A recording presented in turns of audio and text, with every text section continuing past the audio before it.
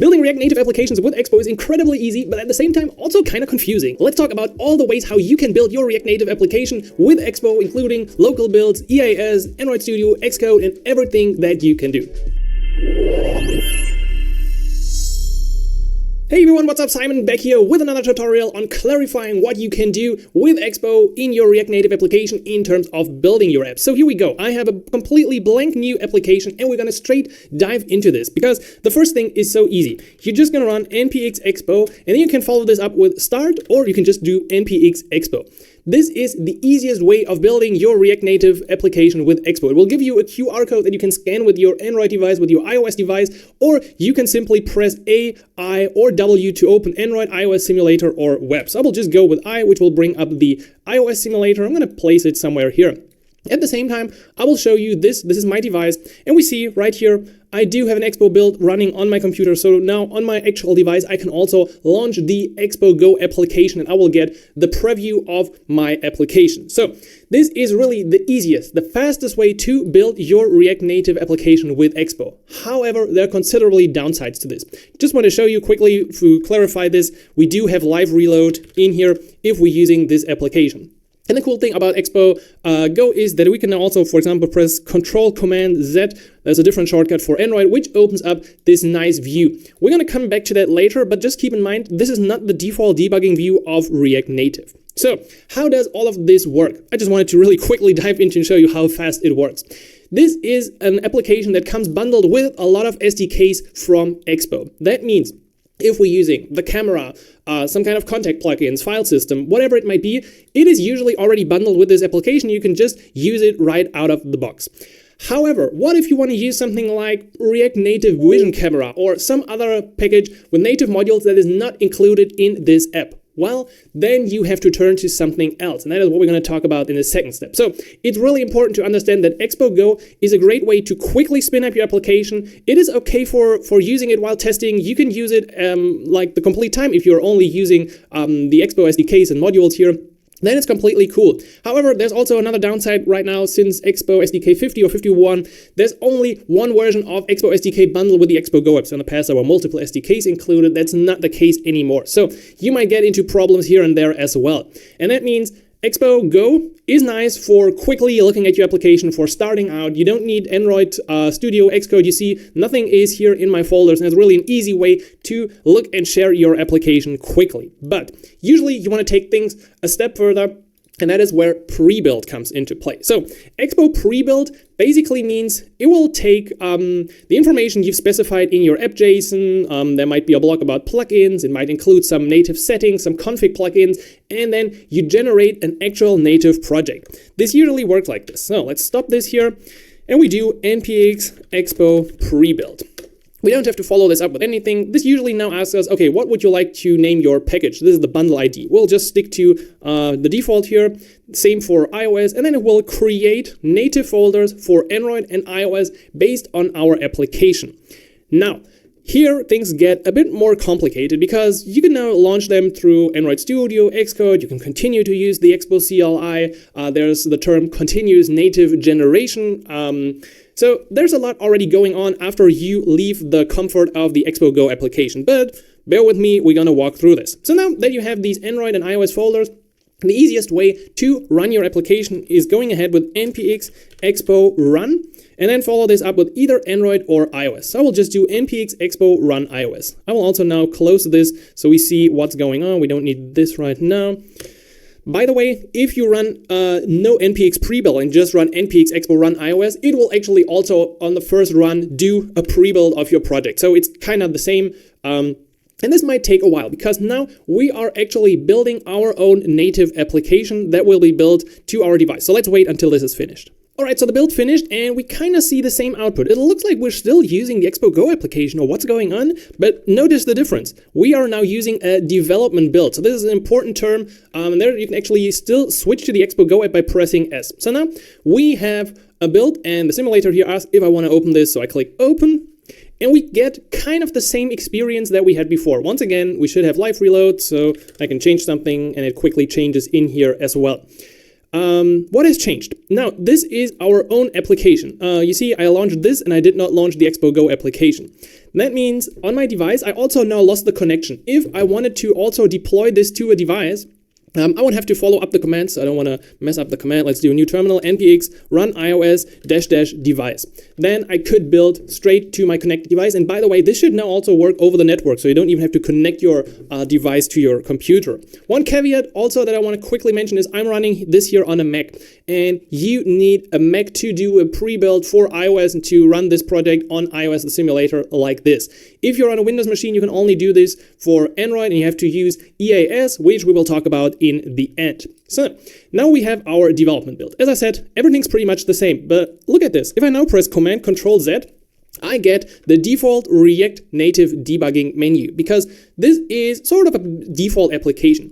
It is a bit similar to what Expo Eject did in the past. You know, Expo Eject doesn't exist anymore, and pre-build is the thing that gives you the most flexibility. So at this point, I can install any kind of native module in my React Native application with Expo and use it here in my pre-build. If I want to get back this cool debugging menu, so this is also described here as the developer menu, which you can, by the way, customize. If I want to get back this thing, I have to run a new command. So let's kill this and let's run npx expo install the expo dev client.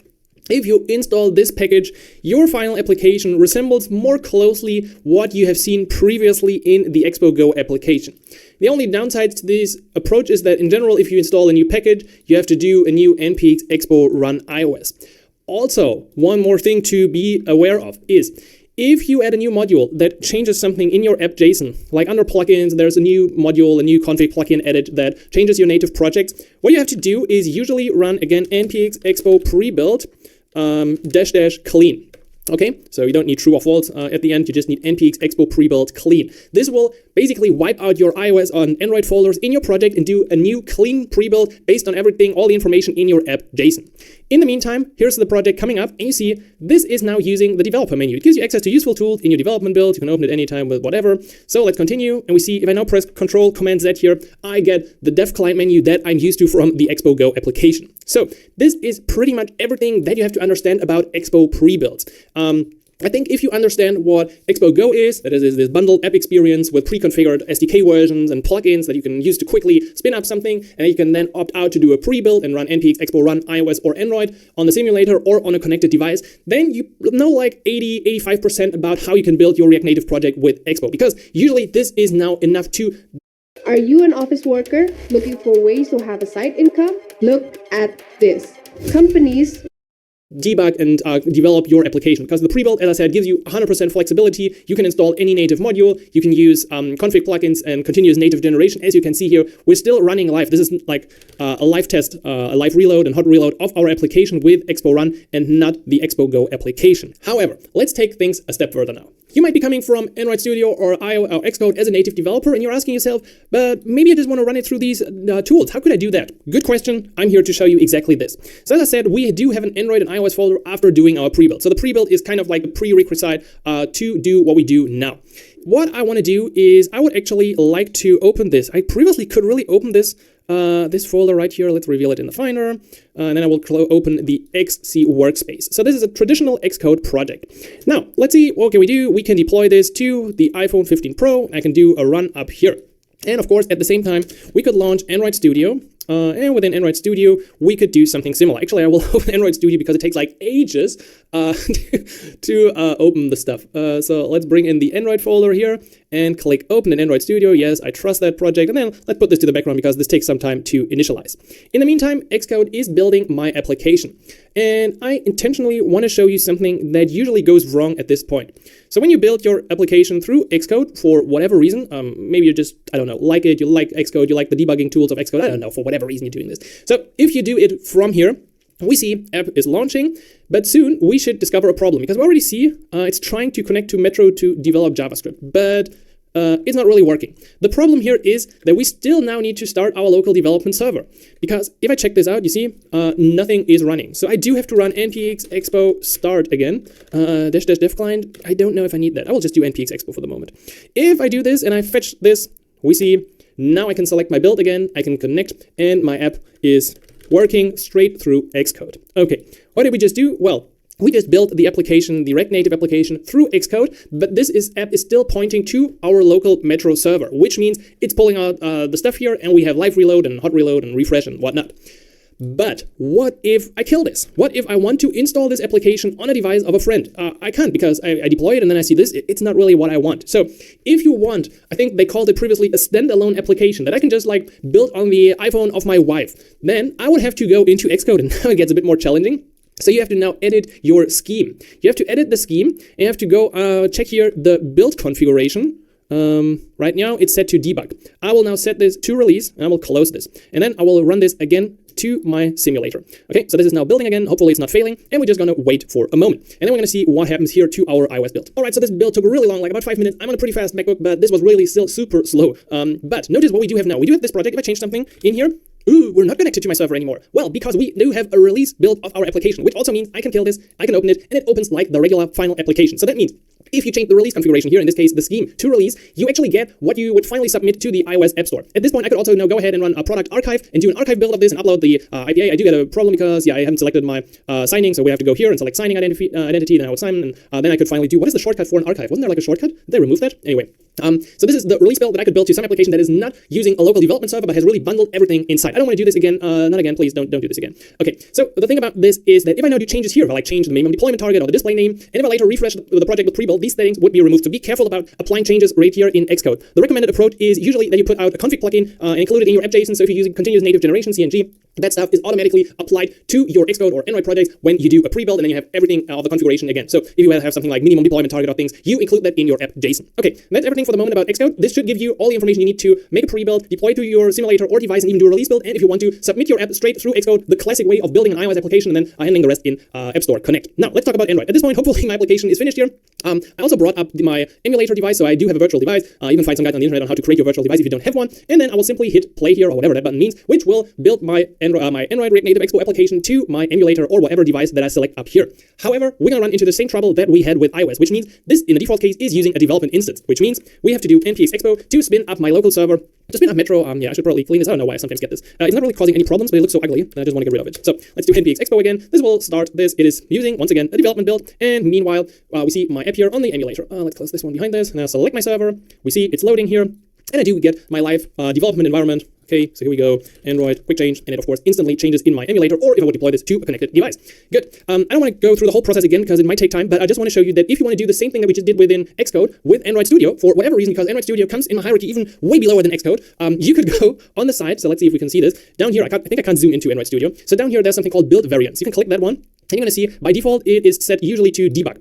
If you now change this to release, then what you can do is you can directly build your application as an APK or as a bundle. Okay, it is now changed to this, and you could now do, I think from the top menu, you have to select build. Where do I have to go? I think I first need to kill this, and then you can build bundle or build APKs. Let's say like build, it's instantly doing this. Isn't there not like a dialog coming up? Well, yeah, if you do a generate signed bundle, then you go through the process. Okay, so you could now through Android Studio create an APK, create a bundle file in the usual way with the key store files and yada yada yada. I think that procedure, it should be pretty clear for the people who want to use this. Now, a few more things and notes on these process and what we can do as well. So if you don't want to go into these tools, you don't really have to. First of all, what we did in Xcode can be replaced by a command if we use npx expo run iOS. We had that part before, but if you pass in the configuration release, it's doing pretty much the same, like changing our scheme.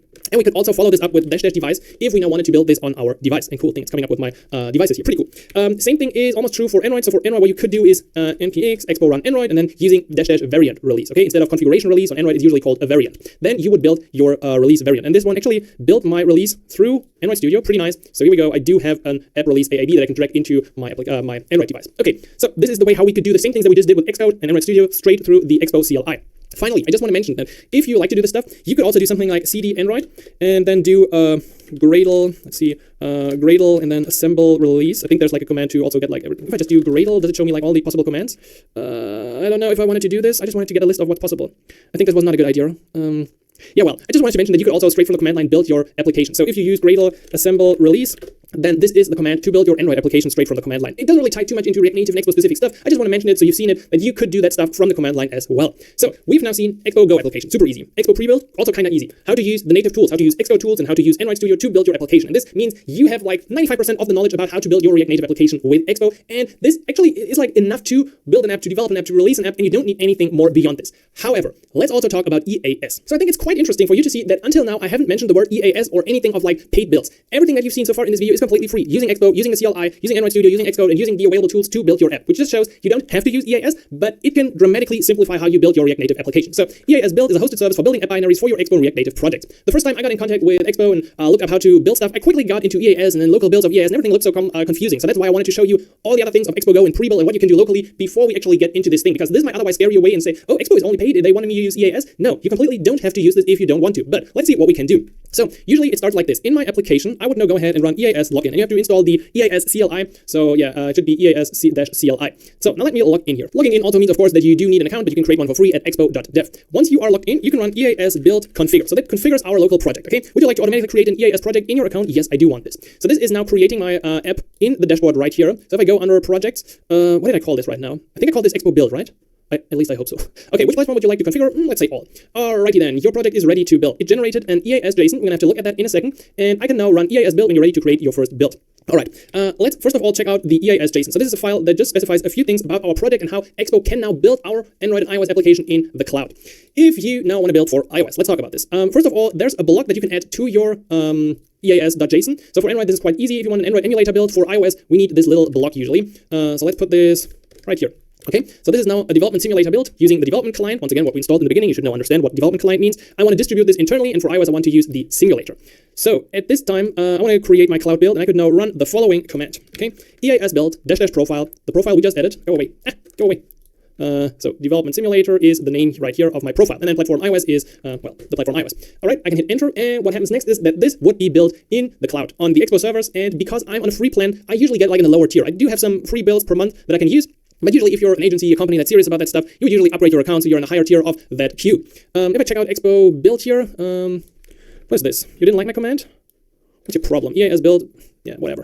Okay, so it's uploading my stuff to EAS. Build details are here. I want to open that page. Let's take a look. And you can now observe what is going on. It's creating a new worker instance. We do have the iOS simulator build up here. You can also get notified once this is finished and the status is built in progress. So we're just going to leave this in the background because this might take some time.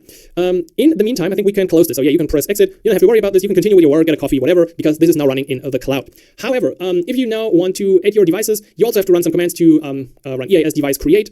Should I do this? Maybe I do this. EAS device create. So I can now, yes, I want that account. And then I want to log into my team, and I want, let's say I want a website. This is quite interesting because on iOS, it's quite hard to like publish your application for testing to other people. You usually need profiles and certificates and include devices and their UIDs in those profiles. So in order to make this easier, there are different ways to set this up. Allows you to manually input IDs. You can have like import stuff from the developer portal, or what I really like is a website. So I can now go to this website right here, and I could just scan this, and it would easily install. So installing the provisioning profile would work just by scanning this code with my device. So this is pretty cool in a nice way. Once again, a simplification from Expo to get testing devices into your iOS program. Now, okay, my cloud build is running. We're gonna check it out once it is finished. What we can do as well is use the settings from EAS, but do a local build. The idea here is that if you do a local build with EAS, you can basically test how your app would be built on the Expo EAS servers. On top of that, I mean, it builds your application, you get a nice output of that. So it is a bit easier if you're like limited, if you have a free account, then you can still do this locally. Again, coming back to what I said earlier, if you want to build for iOS, you need a Mac. You can't do an EAS local build for iOS on Windows. So what I would do is now pretty much the same like before, EAS build -- profile. I'll just use development for now, development, and then I would say p iOS and follow this up with -- local. All right, and now what we witness is the exact same build of my application, my React Native application, but locally, okay? So here, my build is running in the cloud. I don't know what's going on. It's still spinning up the development environment. It's almost finished. Ooh, nice. We're already installing the pods. I'm on a high priority queue today. And this, what's going on here is exactly the same thing. So yeah, select devices. I've included all the devices. Would you like to set up push notifications? No, don't want this again. So after a lot of questions, it will finally build my application, and then it will do the same stuff as I said that's doing here. It's using Fastlane in the background. You can also configure your own Fastlane stuff, but why would you do this? You could just use EAS or other tools. So this is Expo EAS explained for iOS. As you've seen, we can do it locally. We just need to configure the project ones, or we can build in the cloud, which of course gives you access to a lot more things. You can connect your accounts, your App Store Connect account to EAS, which means the build is in the cloud. It will get submitted to App Store Connect. It's just a lot easier to make new releases of your application. So for everyone who's doing frequent updates, for every company that's doing frequent updates to the React Native application, EAS is highly recommended. I've talked to many companies and they all just love it. Just look at the statistics in the State of React Native survey. Okay, would be pretty cool if this would be finished. It's already running Fastlane, so maybe let's wait a second until this is done. Alright, in the meantime, a few things happened. So locally, I ran the command to build an iOS application with EAS. It generated an IPA file, as you can see, but it put it into the Android folder. I'm not entirely sure what went wrong right here, because this file here should be at the top level. It's because I'm in the Android folder. I ran the command from the Android folder. Okay, so my bad. Usually this file happens right here, and then you have your IPA file that you can deploy to an iOS device if you want to share it like this. Okay, this is my local EAS build. At the same time, I also ran the cloud build. For whatever reason, that failed, and it failed at an upload task to Google API. So I definitely didn't want to upload my archive in the first place, so I don't know why this failed. Anyway, I'm going to show you something that succeeded in a second. Also, in the meantime, what I did is Sneaky Simon ran the same command for Android. So we do see if I go to development build of my project, I have an Android internal build as well going on. It's currently building, it's running Gradle, prepared the credentials. So probably in a minute, we should see my APK file that I could download here as well. However, I did this upfront to test things, and of course, here in the showcase, I have this finished. So if you successfully do these things, you can usually see something like this. You get a download here. I can download this, would give me a tar file. And of course, the same here for Android. I could install this just with a QR code, with a link, really doing a lot of easy stuff. However, both also have this button to open with Orbit. So if you're interested in Expo Orbit, you can read about this right here. It's a cool extension that you can install for Mac and Windows, and then you can like directly run a build on your device. When I click Expo Orbit here, you don't see it. I can select a build from EAS, but it's kind of boring. So just check this out yourself. But with Orbit, you can now directly deploy this EAS build to your simulator, to your device, and it makes things once again a bit easier. So regarding EAS, you need to configure your project with EAS, then you need to sometimes create devices and upload credentials, and then you can build your project either locally with EAS or as it is intended in the cloud. If you do a cloud build, you can do of course both iOS and Android. You can't do a local iOS build on Windows, and you can finally use these archives to directly connect them to App Store, connect to Google Play Store, and submit them and easily build out these pipelines or do the builds locally. And with Expo Orbit, you can just easily install that stuff later. Okay, that's almost everything I wanted to show you. I just want to mention one more thing, and that is the great course from Katie Kremen here on Egghead. I usually don't promote Egghead because on Galaxies you have basically all the courses that you need, but this one is free and it's really a great resource. If you're interested in more build and deploy React Native apps with Expo EAS, she covers everything of that process as well in this course, so you can check this one out. We do have another course on building and publishing your app on Galaxies as well, so for all Galaxies Pro members, you should find a similar resource, and maybe I can also convince Katie to create a course for Galaxies in the future. That is my dream. I really hope this video gave you an overview about how you can build your React Native application with Expo the different ways. We've talked about Expo Go, the easy way, Expo pre-build once you use your own native modules and need more freedom than Expo Go, how you can use and leverage Android Studio and Xcode to build your applications locally, to create archives or even submit your application, and we've covered EAS, which can help you to build things. For example, if you're on Windows and want an iOS build, you can do this with EAS in the cloud, or you can use EAS to easily build up a pipeline of build, commit, release your application to App Store, Connect, Play Store, and just have everything covered in one place that works really, really flawless. You can also do updates, over-the-air updates. Really, there's a whole lot more to EAS. So let me know if you have more questions about EAS. We can do a specific course or video on just doing EAS, or you check out the resource from Katie. So thanks for watching. Make sure you stay subscribed. Check out galaxies.dev if you want more guidance, more projects, and more video courses on React Native, and also a supportive community. And I will catch you in the next one. So until then.